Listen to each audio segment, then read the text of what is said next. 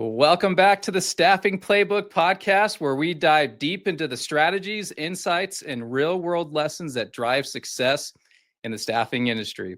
I'm your host, Steve Farrell, and I'm joined by our co-host, Genevieve Bourgeois. Welcome, Genevieve. How are you doing today? I'm doing fabulous. How are you doing today, Stephen? I'm doing great. It's the middle of March, and it's snowing here in Utah, so, what else could you ask for than some fresh powder to go skiing on? Well, as an avid gardener, if you can't, guess, it's 72 degrees and just sunny and gorgeous out today. See, we'll get that like tomorrow in Utah, and then it'll go back to like 30 degrees outside. It's fine. We'll be fine. Our plants won't be, though. All right. So today we have a powerhouse guest. Someone who knows exactly how to build, scale, and even exit a staffing business. She's built and sold multiple businesses, including a $28 million exit to a publicly traded company. She now helps entrepreneurs do exactly the same. Diane Prince is a serial entrepreneur, a business coach, a content marketing expert who has mastered the art of using storytelling and content to attract the right clients, build trust, and create massive business opportunities. If you have ever felt stuck on what to post, I know I do, struggle with content paralysis, guilty again, or if you've wondered how to leverage thought leadership to grow your business, this episode is for you. Diane is going to break down exactly how to create irresistible content without overthinking, and she'll share some of the same strategies she's used to scale and sell her companies. So get ready for an episode packed with actionable insights, real-world strategies, and game-changing advice. Diane Prince, welcome to the Staffing Playbook. Hey guys. I can tell you, I'm so excited that you're here. I work in marketing. Okay. And as a small business owner, I've done a whole bunch of things, and I wish I knew you before. All right. Lay it on us. Hey guys. Hey Genevieve and hey Stephen. Nice to see you. So good to see you.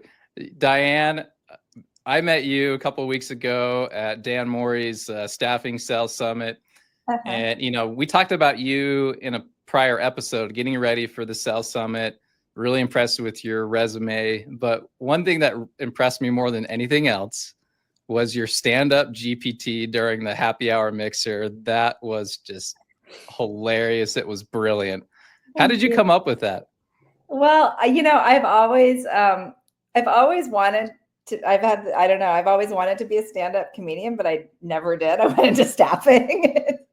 And so, but when, and I love being on stage. And the one thing though, I know that joke writing is kind of a formula, but I'd never really cracked it. Like I tried, but not super intentionally. So anyway, one day, not that very long ago, about a month ago, I just told ChatGPT, all I said was, from what you know about me and my clients, write me a stand-up comedy act. And then I said, make it dirtier. And then I posted that piece of it, like part of it on LinkedIn. And so from there, Dan saw it. A lot of people saw it, and I shared about the process. So a lot of people got some traction. A lot of people started doing it themselves and tagging me and sharing it. And then Dan said, we should do this at the Staffing Sales Summit. This was all conversation on LinkedIn. And I said, well, and actually I had been wanting a spot to speak at his summit. And I mentioned it to him a couple of times. And I think he acted like he didn't hear me. He just kind of ignored me. And I'm like, okay. And he's a client. So I'm like, okay, I'm going to go tread lightly. So when he said that, I said, well, I've been trying to figure out a way to get into your conference. And he said, well, fly to Orlando in 2 weeks and do this. So then I rewrote it. I got really into it. I treated it like it was like my debut on the Tonight Show or something, but it was really fun. Well, now I think with AI, you truly can be a comedian, because I thought you were a comedian like as a side gig or something, because that was hilarious. You did phenomenal. Thank you. Well, now I am. Now I can say it. Here's the thing, Stephen, it's all about delivery. Okay. You can take anything. It's all about delivery and timing. Wow. Look at the marketer speaking already. Thank you. appreciate that. I agree. Oh, that's great.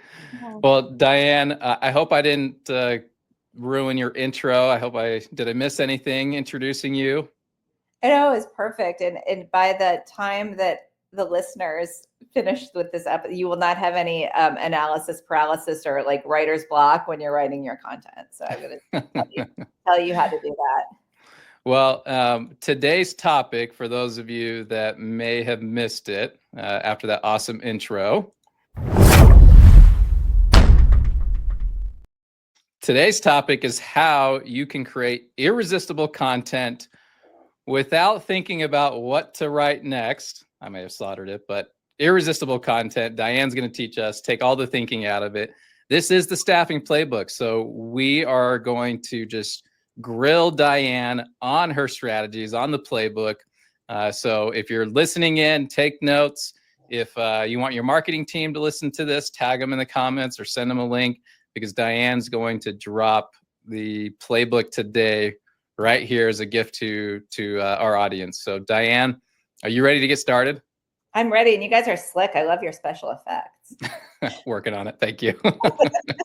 Oh, here, listen, I know I'm ready for you to take us play by play. Play by play.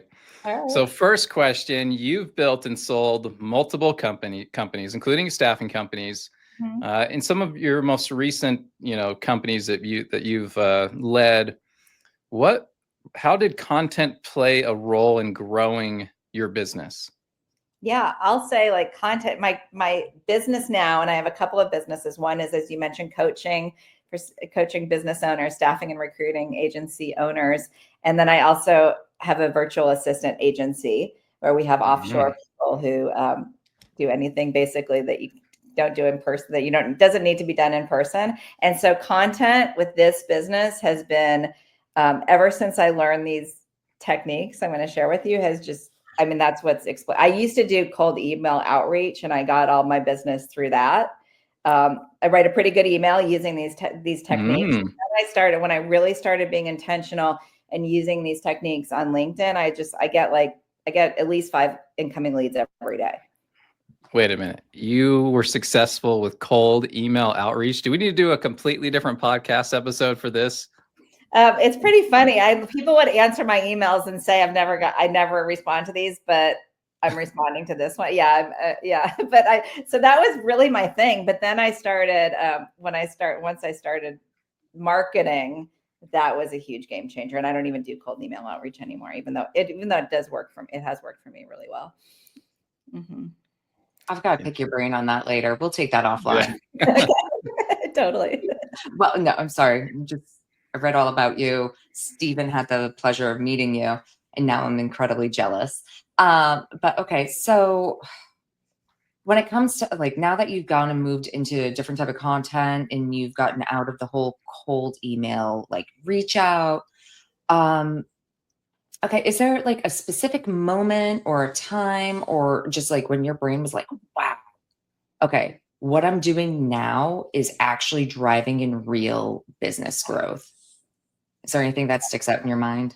Yeah, it was. So with my coaching, I was started out being a generalist, which is so against any of the advice that I share. And I was coaching all kinds of tech founders, business owners. I had a client who owned a clothing store. Was working with some staffing and recruiting agency owners, but I wasn't focused. My content wasn't focused.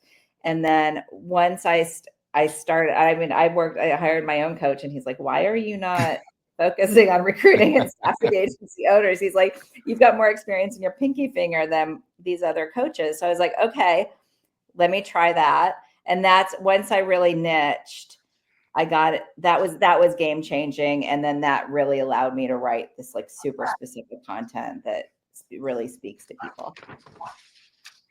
Fascinating. Your coach told you need to find a niche, so you can focus your messaging and your outreach on that niche in staffing and recruiting. Yeah, and it was I already had the niche, it was already obvious, but he was like, why aren't you, just do it? And so, yeah, that was like, that cost me $12,000 to hear that. When I mean, I share the same advice. I'm like, yeah, okay. Part of being a staffing firm, we had our hands in a lot of different things. And this last year, we got really clear on what we're good at and what we're not good at. Yeah. And so we really niched down to like, let's focus on what we're good at, what we excel, where we're best in class on what we do. And let's just remove everything else. Yes, maybe we can come back to those later, maybe not, but let's get really clear on what we're good at and let's focus it. And I'm a big believer in that, Diane, is the more you spread your resources across lots of different ideas, and just because you can make a sell doesn't mean you should. If you can service that business and focus on those few things and get really good, you can stand out from your competition. Because good, bad, or indifferent, a lot of staffing agencies, they'll just take whatever they can get, any job order, any industry, and sometimes it works, but most of the time it does not, and they stretch their resources way too thin. Yeah. And you can still decide, whether or not to take that business. But when you're niching, you can look at niching as partially a front end issue. So when it's marketing and it's becoming an expert, that's really, you can only do that like in one field, unless you're, multinational and you have all, big team. So you can decide. A lot of people are afraid to niche and they're afraid of missing out on other business. You can still take that business. And by the way, you'll still get other business. But really, like, having that one ideal client avatar to speak to makes a giant difference. Absolutely. All right, so let's continue into content. With your recent successes, it sounds like a lot of it's been on LinkedIn. What type of content that consistently worked best for you to build trust, credibility, to establish yourself as an authority where people are reaching out or they're responding to your outreach? What type of content did that look like? What were you posting? Yeah, so it's all about getting into your client's head.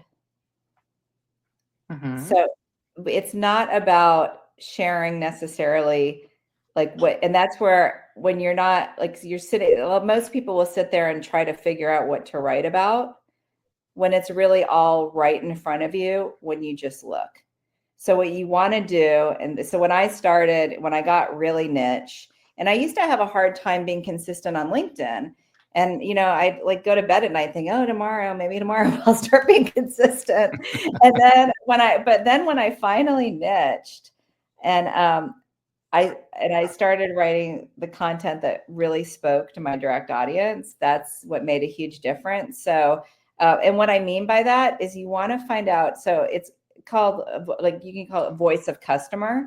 So you want to find out what your ideal clients are actually saying in their own words. And you have to find this on people are not sharing their deepest, darkest secrets on LinkedIn. They're sharing it in places, either private groups with peers or in places like Reddit that's anonymous. We're going to get back to Reddit because you brought that up in an earlier discussion I had, and I was just, it was, so don't let me forget about that. Reddit as well. You're 100% correct with that. We'll get back there. Yeah. I like how, you're listening to the voice of your customer, right? Because, you want to know what they're saying, what keeps them up at night, what inspires them. And when you're looking at creating content, and, if you have that right content, it builds relationships, it builds trust, and trust can turn into revenue, right? Can turn into business. Absolutely.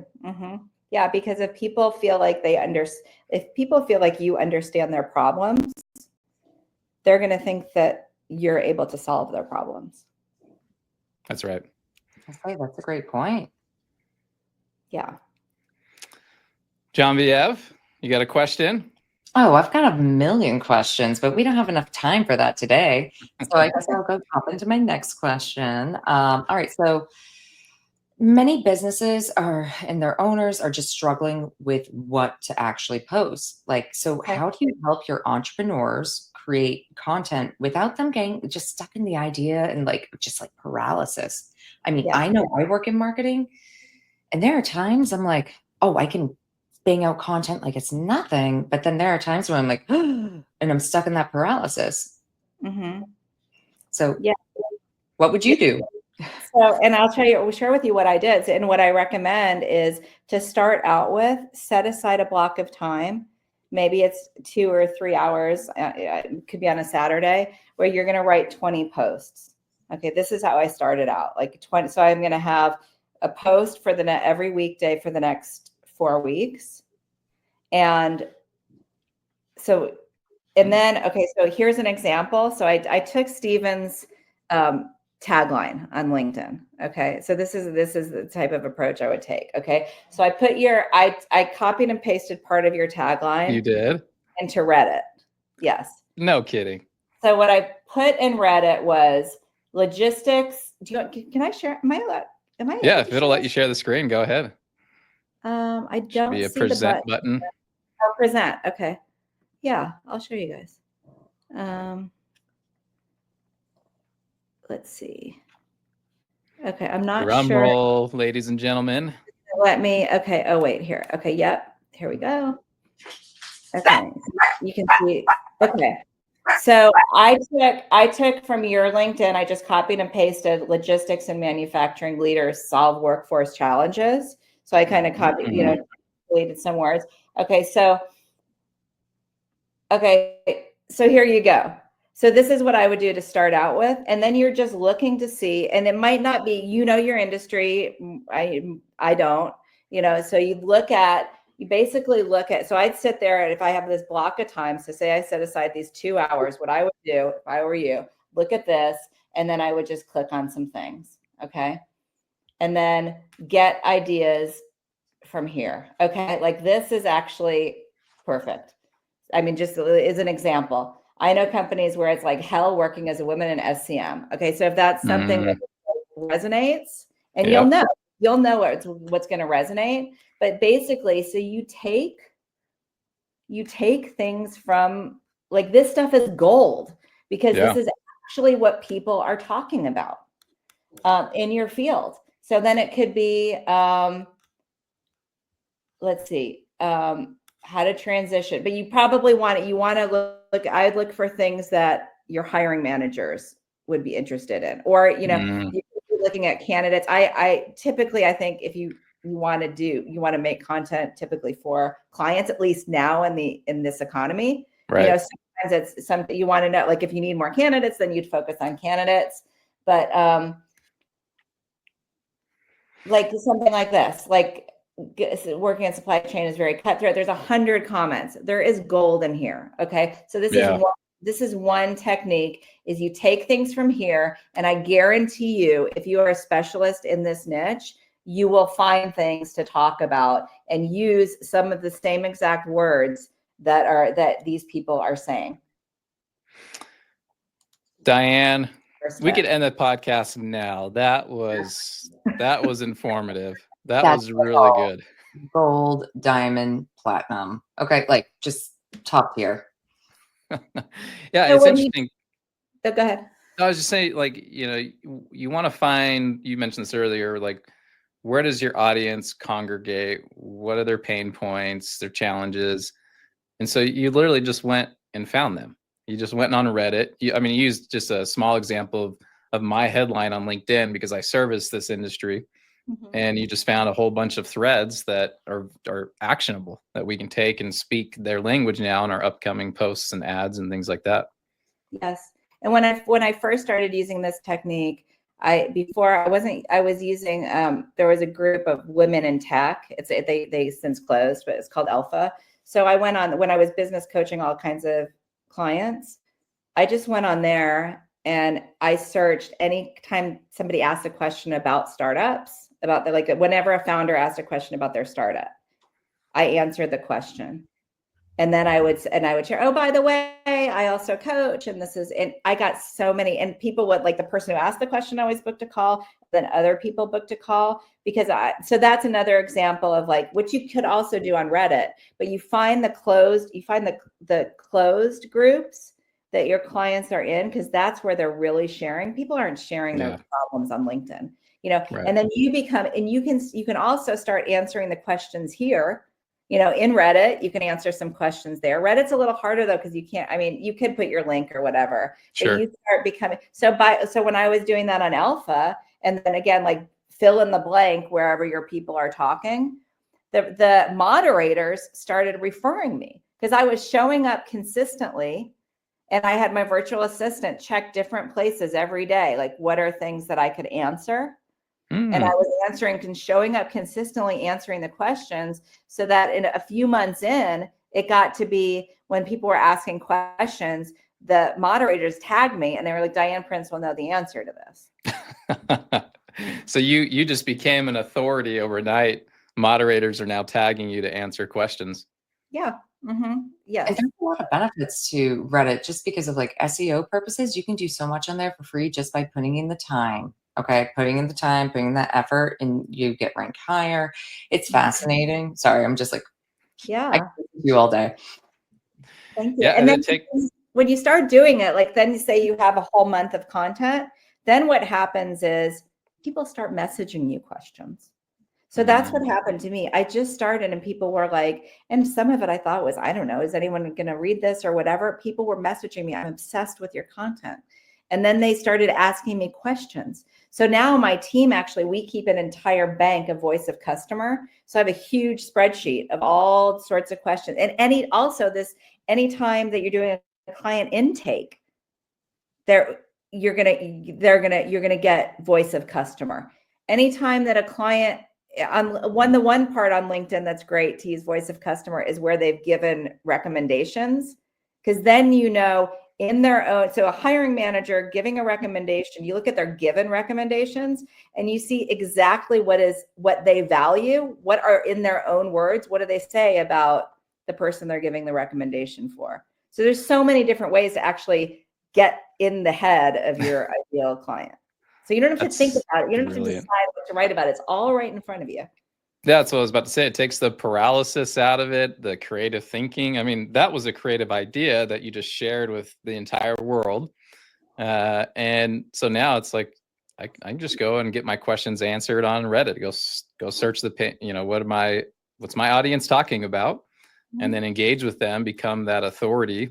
I didn't, I've seen those AI generated posts on LinkedIn of like, this person's asking a question, you're an expert, why don't you provide your comments and recommendations. Never thought about looking at my my network and how they're responding to those posts to see how they see the world and their pain points and how they're addressing it. Yeah. And you can also ask, you can ask ChatGPT too. You can say like, what are 25 things that keep logistic managers up at night? And so that is another tool, but it's not the same as actually the words that your clients are saying. Yeah, it's not like genuine customer voice. Those are just more of like kind of like average pain points, right? Yeah, and those ideas can be really great, but I would go a step further. So if I'm using ChatGPT in that way, I would probably then plug it into Reddit or plug it in somewhere else then to see like, okay, what's like words that are natural to them that they're actually saying. Yeah, brilliant. All right, I'm loving this. I can't believe we're 23 minutes in. We've asked you like 2 questions. This is great. This is gonna be fun. We need to follow up after this. All right. So when you talk about making content easy, you've just shared a great example using Reddit, doing the research, finding the voice of your customer. In addition to Reddit, what's your go-to system for consistently generating content without overthinking it? Yeah, I mean, that's really, it's setting that block of time aside. And just so when I first started getting really consistent, that's what I did. And I scheduled it. I think sometimes when you schedule it though, I don't know if you get as much engagement. I think LinkedIn might treat it differently if you're using like Buffer or something. I'm not sure. That's what I've heard. Yeah. But so I started, but that's how I started. I started by writing a bunch of posts. I had 3 months scheduled out of posts. So then it was really easy for me to then answer questions, answer comments on my posts. But then after that, I don't even really do that anymore because I just get so many questions. So people are messaging me all the time. So it really just kind of snowballed into that. I don't know if that answers. You created all that content ahead of time, scheduled it 3 months, in advance in some cases. And so because you, over time, you've been consistent in your posting, you're blocking out a couple hours a week. Now people are coming to you because you've spoken their language, you've spoken to their pain points, and now they're following you as that expert in the space. And so, they're just reaching out to you. Is that what you're telling us? Yeah. And now I don't even schedule that time usually anymore. And we just generally see like what people are asking me. So now it's like, it's so easy. Someone will ask me a question. I'll be like, oh, that's a LinkedIn post. So I typically now I do post daily, but I haven't been scheduling them out like I used to, because things just, or like if I get ideas, I keep them on my notepad or whatever, and then I'll post them. Okay. That reminds me of Gary Vee. Didn't you guys know Gary Vee? Gary Vaynerchuk? Who doesn't? He talks about don't create content, document your journey, right? I mean, you are creating content, but it's more of that real time that you're speaking to now, where you're getting that content out. It's more real time. You sounds like you still do some scheduling ahead of time, but you're documenting your journey. And then we turn that into a newsletter. So we were able to see like what content on LinkedIn is working the best. And then now I have 2 weekly newsletters. I have a Tuesday and a Friday newsletter, but we use a lot of the stuff that we see is resonating that people want to read about on LinkedIn for the newsletters. That's a fantastic way to go and repurpose your content, right? And then also retarget your audience, really add value. Yeah. And I have a YouTube channel too now. And so and on YouTube, I'll see what questions people ask, and, and it's interesting too, because I'll do a video and I'll have a purpose for it. And then people ask something that is important to them that I wouldn't have thought of, that it's a question that came out of that. And I'm like, oh, that wasn't my point. And, but that's not what it's about. It's about what did they interpret? What did they get out of it? What do they need to know? And so now you got a new content piece just by reading the comments. Yes. Wow. Do you find a lot of success with YouTube specifically now that you're on YouTube? I'm getting more, but I really focused, 2024 was all about LinkedIn. And so now 25, we started being more intentional. Now we're posting shorts every day. I'm posting a video every day. So we have a pretty slick system for that. So now I am getting, it is, yes. It's starting. Do you have tools that you use to get all that pushed out to multiple platforms, repurposing the content into newsletters and videos? Are you using any tools that assist you in that? Yeah, we're using for shorts, we're using Opus. And my team, my virtual assistant team, they basically I could not do all this stuff without them. The newsletter was sort of just details and technical, and they just set up they helped me set up the drafts and schedule it. And so people join now, they're going to get email 1. The people who joined a year ago are getting email 52. So I really needed that. Having the ops people to put it all in place was huge. That really allowed me to stay consistent and just have the ideas and let them put it all together. So they're the ones that do every Monday now I get a run sheet from my team, and they'll give me an SEO outline of the video I need to make for YouTube. Then we turn it into a blog, and then it goes into a LinkedIn post. So we have a pretty cool system, but it took me a while to put that together. That's fantastic. It sounds like you're absolutely operating with a full nurture stream, going through different platforms and utilizing different tools. Stephen, when can I get a couple of virtual assistants? I was going to ask you the same thing. You realize how much work I'm going to have to do after this call? Well, I have good news. I've got some people. I think you're going to talk to them, Stephen. I know. We got some good people. Yeah, you're in the right place. I love it. Thank you. Well, staffing agencies have limited resources, right? Yeah, and this is because that was there's another thing, but I really set out to build this business that I'm building now. I love building scalable businesses, and I set out to what if I could be the visionary, and all my main responsibility is to articulate my vision and then have other people execute it. So that's, to me, was that was Brilliant. the challenge I wanted to face, or I wanted to beat in this business. Yeah. Anyway, that's a digression. Shameless plug digression. Plugged all the way. Listen, we're going play by play today. Okay. That's It's right. fine. And it's okay if we get off script. I mean, not like it's scripted, but you know what I mean? Like, this is part of the genuine conversation of figuring out what works and what doesn't. I know I don't like throwing spaghetti against the wall, but sometimes you have to try. Yes. You had moments like that where it's like, I don't understand why this is not working.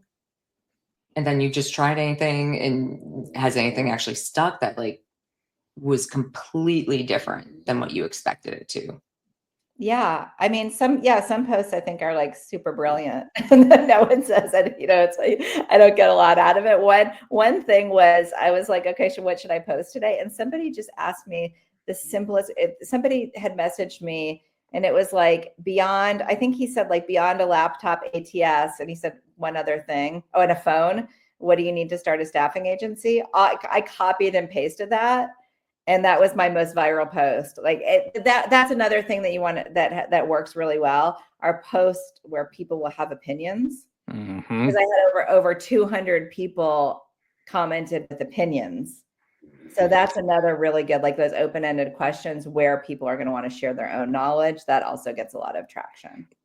Yeah, I'll give you a shameless plug. Back during COVID, there was a few companies that recognized the challenge of bringing the workforce back because of all the stimulus checks and PPE, and so Target, they bumped their wages up significantly, and so I wrote a post about how Target's modeling the way and how others should follow suit.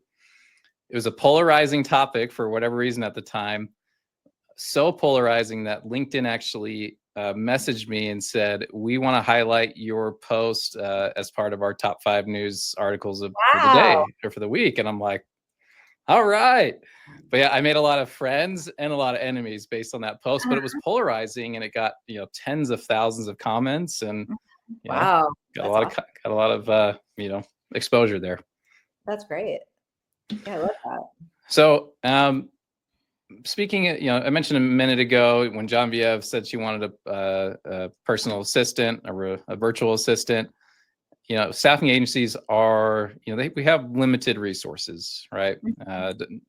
Doesn't matter your size. Most companies have limited resources.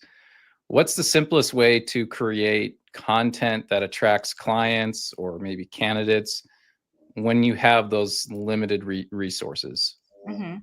Yeah, well, the things that I already suggested, those are definitely like you can do them yourself. You can do them free. And then the other, what was I going to say? I'm totally blanking on it. Shoot, that's embarrassing. There was I'll tell you another. Okay, another thing to do when you're in staffing, a kind of post that works really well is to show people how you recruit. So like if you could say like, okay, if I needed to fill whatever, like if I needed to fill an industrial engineering role by next Friday, here's what I would do. And then you use Loom. Loom's another tech, you asked about tech, another Loom. I use Loom. Loom? You record your screen. Oh, yes. Okay.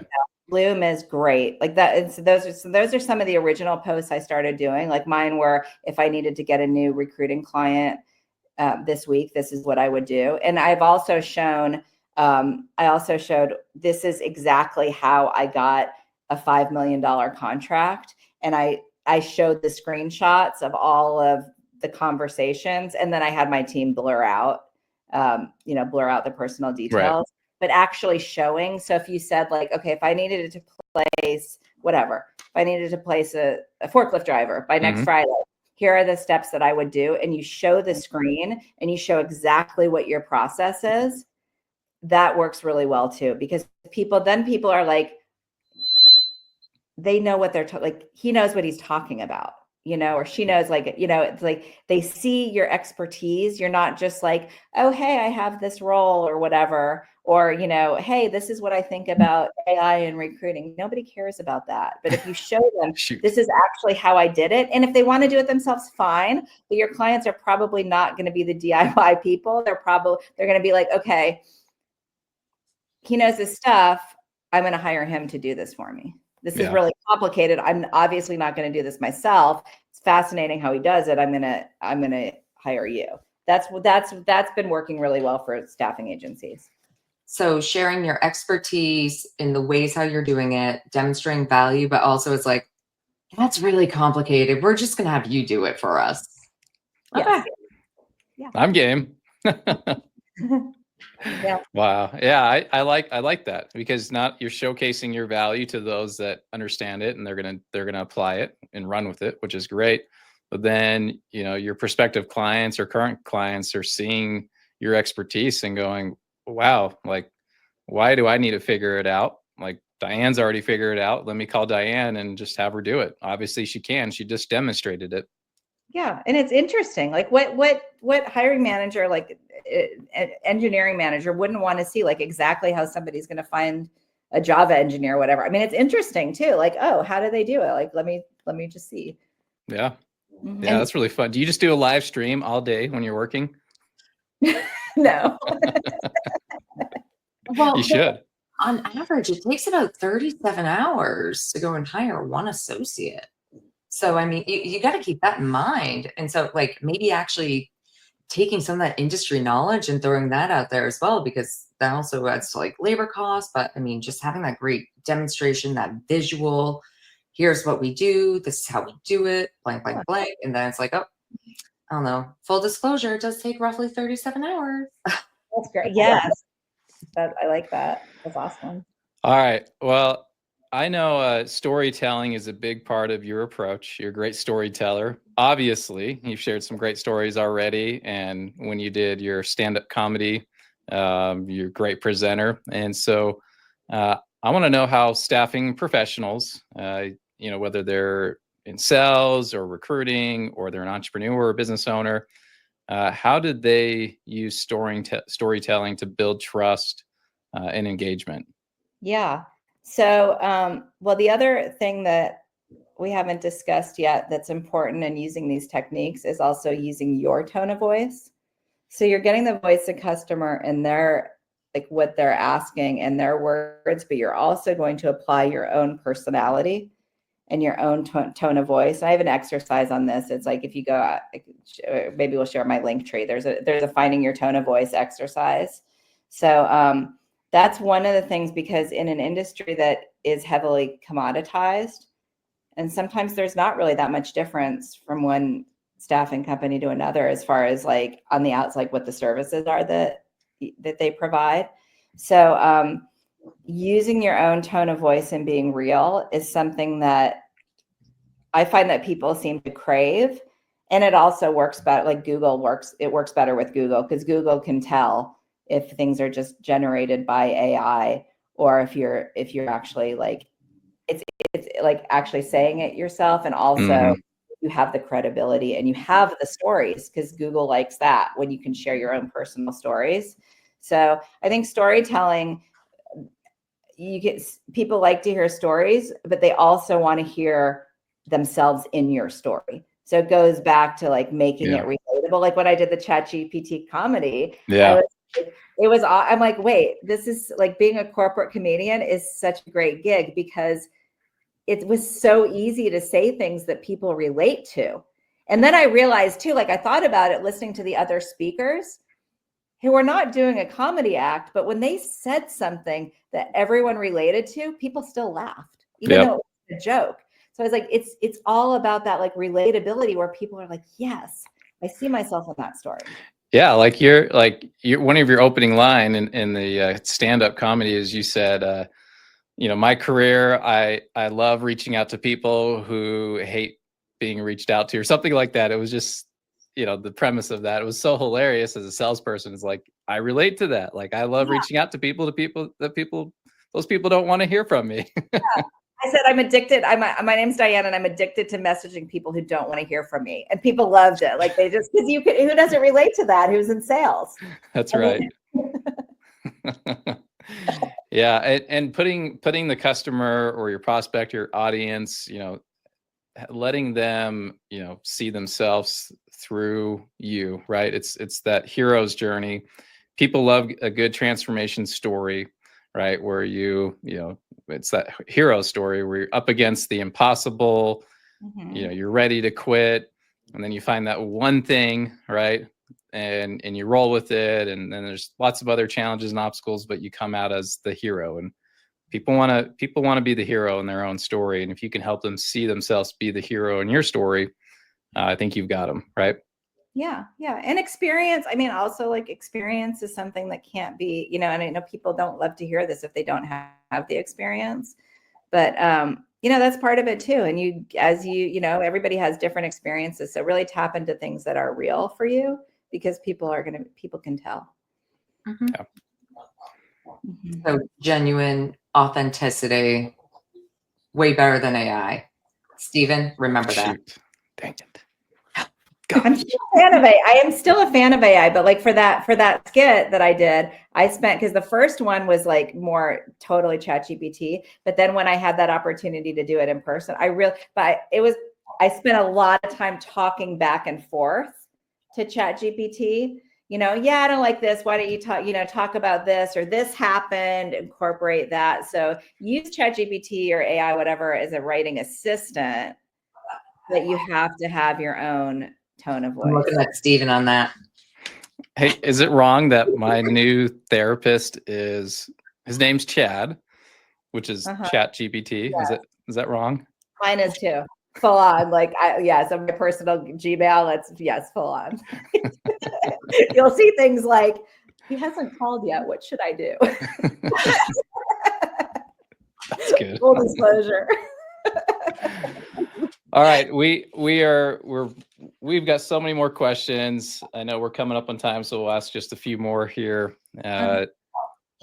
You've given some really clear, easy to implement strategies, that was the goal today.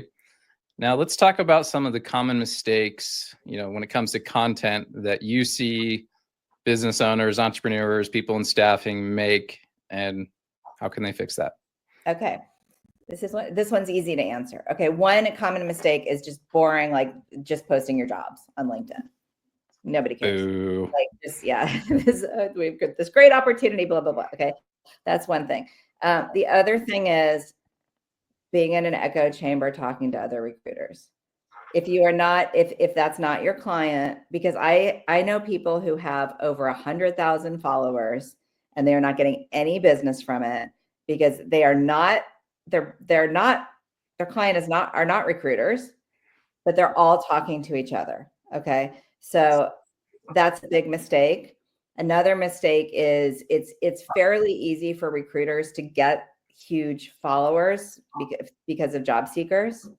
Yeah. So you really want to be just be careful about that. Like when people are like my team now, when I get connection requests, so I don't know, like I don't have a huge following, but I'll get like 100 to 120 new followers a week. So like we monitor that. Wow. But they also Mrs. Popular. Well, I'm not getting the hundreds of thousands like you got on your article. I'm like, right. I've got to dig into more of that. but so we'll check. So one other thing is that when I got really intentional, my analytics completely shifted so that almost all of my followers and connection requests became my ideal clients. When before it was a bunch of different, like people trying to sell me things or marketing, whatever. But now it's like almost all my target audience. So really so that's a common mistake, is not talking to your target audience and just talking to people. Like you can get vanity metrics and you can get a ton of candidates following you, but if they're not the right candidates, it doesn't make any difference. It just makes your LinkedIn really noisy. There's one thing I hate. Oh, sorry. I know I interrupted. You go.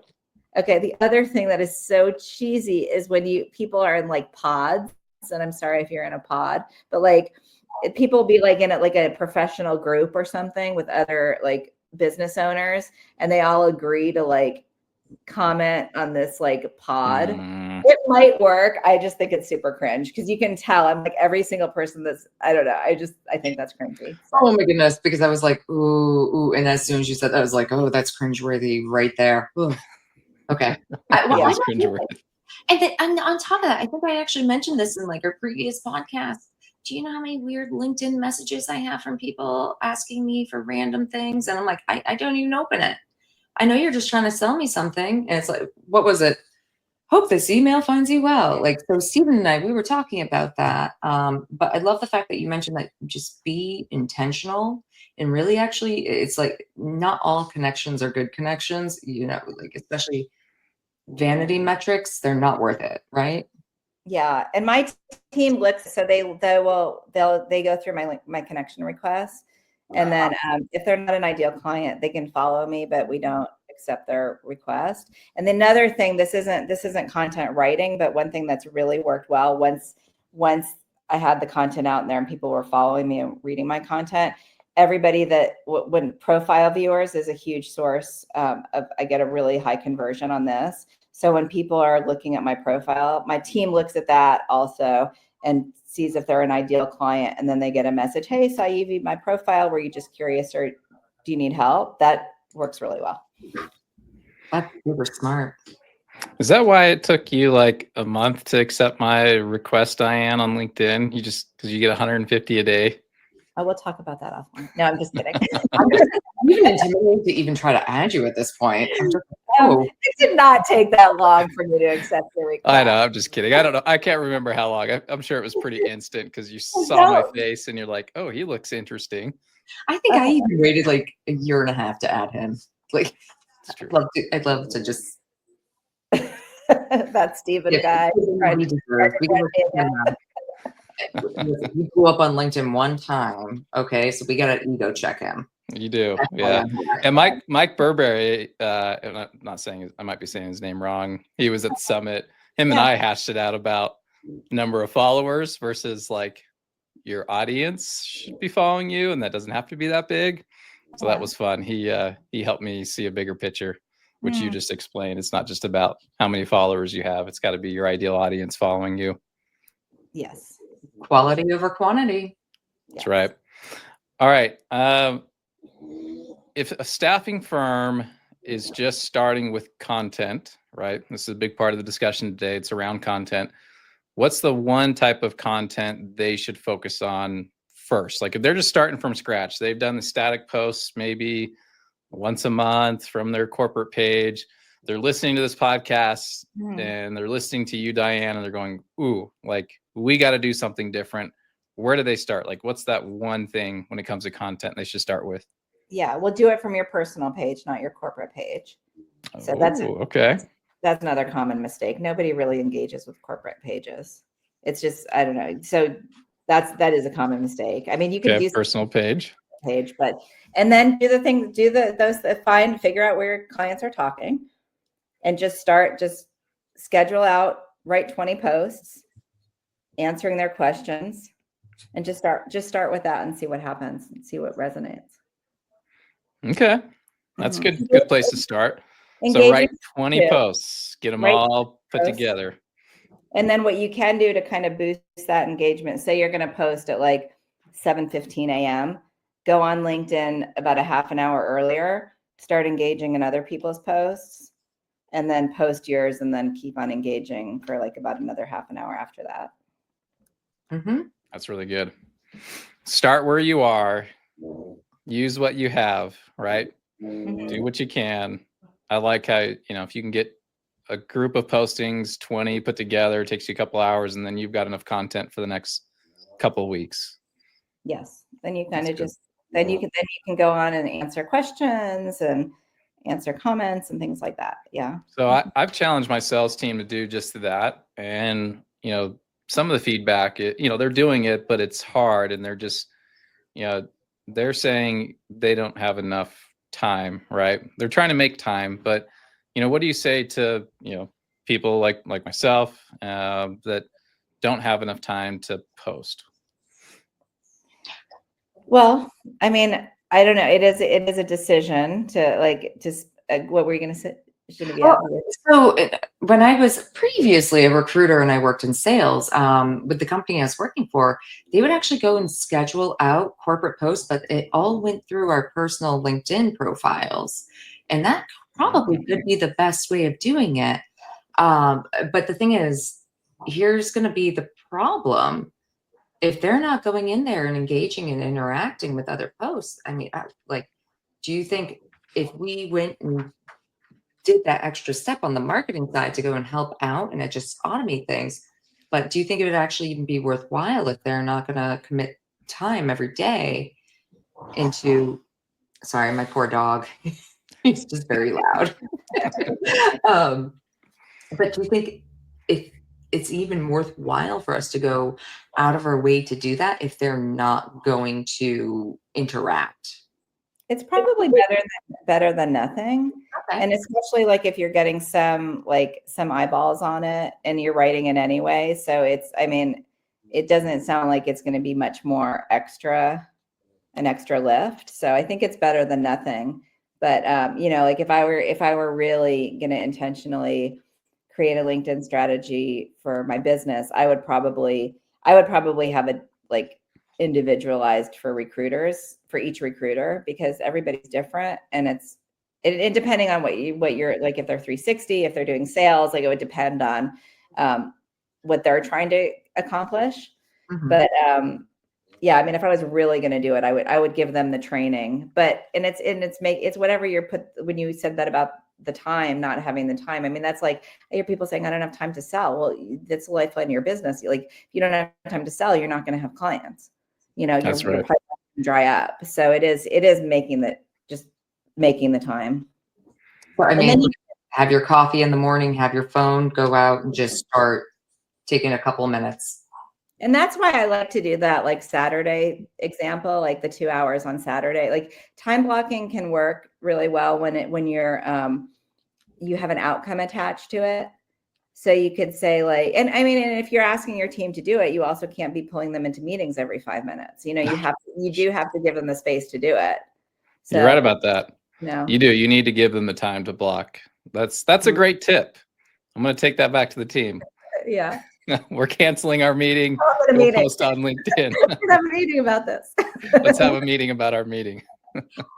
Listen, I'm going to remind you of that, but honestly, like, think of it this way. It could be something that would be really beneficial, where maybe it's, instead of it being an actual meeting, but there's a 15-minute time block to go and help out with the success. And I love this idea, and I love this concept in general. I'm coining a new term: social selling blitz. Instead of a sales blitz, social selling blitz. So team, if you're listening, next Friday, we're doing a social selling blitz on LinkedIn. We're going to block out 45 minutes and we're going to have a lot of fun. That would be fun. And I mean, have a challenge, like have them look at Reddit and stuff and like talk about it. And I mean, let me know how it goes. I love that. I will. Yeah. I can't wait.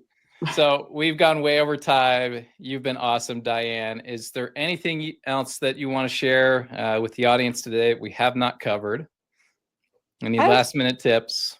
Yeah, just stay consistent. Sometimes that's the hardest part, is consistency. And then this stuff works best when paired with sales. Like sales and marketing go hand in hand. So the stuff that we're talking about that's really should start creating inbound leads. It's also going to show people, like, if you're doing sales outreach, they're going to look at your LinkedIn. So look at it as all goes together. Be patient. Do the work, grind, as much, do the work, hustle, but also you have to have some patience, because this does take time. It does take time. It's the long game. Yeah. I love it. All right. Well, Diane, for those that are interested in learning more about you, and if they see the value in today's discussion and maybe they want to explore how you might be able to help them take the thinking out of creating content, how do people find you? Yeah, so my website, like you have up, and then LinkedIn. You can pretty easily find me on LinkedIn or YouTube. Just type in Diane Prince, although I don't know if you know this, Diana Prince is Wonder Woman's alias. So you're going to get a lot of Wonder Woman and Lady Di when you Google me, but you will still find me. I'm the only one in staffing that I know of.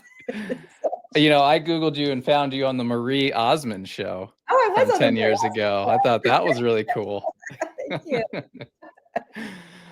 All right. Well, thank you, Diane. We'd love to have you back on future episodes. A Amazing. lot of content here. Definitely, you held true to the staffing playbook, where we give you the play by play, and really, if you're thinking about how to social sell in 2025, listen to this podcast again. Diane just gave you some very actionable tips that are free that you can run with. And keep in mind that it's the long game. So be patient with the process, but put in the time, stay committed, be consistent, and you'll see the change in your outreach strategy and those that are reaching out to you. And this is just one step closer to helping establish you as an authority in your space. So thank you, Diane. What a pleasure. And you have been just phenomenal and just a wealth of knowledge. Thank you so very much for joining us. Well, thank you. This was a lot of fun. All right. Well, thanks everyone for tuning in. We will see you next Friday. Genevieve is going to be interviewing me on selling and staffing in 2025, how to be successful. So buckle up. This one's going to be fun. But we'll give you some actionable tips. My grilling questions. They're sizzling. All right, we'll catch you all next time. See you next Friday. Running the Staffing Playbook podcast.